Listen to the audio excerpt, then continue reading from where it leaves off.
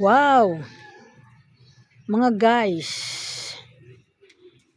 hindi ka maniniwala sa aking video ngayon. Ikaw ba ay naniniwala na ang tao kapag wala kang pakinabang ay lalo kang aapihin? Ako naniniwala ko mga guys, kapag ang tao ay mahirap lamang, walang makain, ay inaapi lalo ng mayroon makain.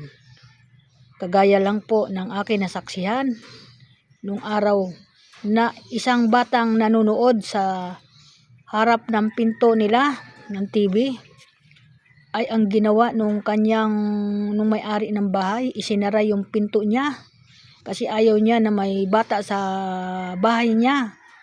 At nangyari, naipit ang kamay sa pintuan at nangitim ang mga daliri kasi nakahawak siya doon sa hamba ng kanyang pinto. Wow mga guys, ang sakit noon. Yun po ang nangyari na nakita ko, nasaksihan ko na napakasakit sa isang bata na inipit yung kanyang daliri sa pintuan kasi nanonood sa kanyang bahay doon sa pintuan.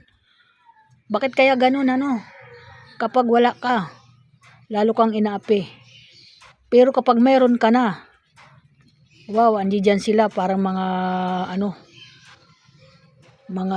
dagaba na inaamoy-amoy ka, mga aso. Nasarap ng amoy mo kapag meron ka, lalapitan ka na kung ano-ano sasabihin. Samantala, nung araw, hindi man lang siya nakagawa ng mabuti sa kanyang kapwa para man lang ipagtanggol niya ang kahirapan. Ganun na po mga guys ang mga nakikita ko sa ating mundo. Wag naman sanang ganun. Pantay-pantay lang naman tayo sa isang pupunta natin sa lupa o kung saan man tayo mapupunta. Pantay-pantay lang po tayo. Wala tayong bit-bit kahit anuman gamit.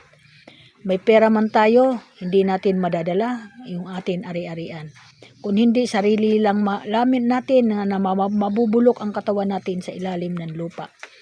Ayun po, ang suot natin, kung anumang kasuotan natin, minsan tatanggalan pa tayo ng atin mga abubot sa ating katawan. Kasi baka kuhanin ng iba, yun ang iniisip. Yun lang po mga guys, for today's video ko. Sana may natutunan dito sa aking ginawa. Ito. Nagsabi lang ako ng ganyan kasi minsan may nakikita akong ganun. Kawawa talaga pag wala ka na sa mundo.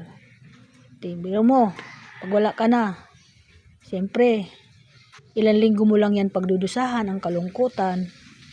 Tapos, isusunod na noon kung anong dapat gagawain ng mga naiwan ng atin mga mahal sa buhay.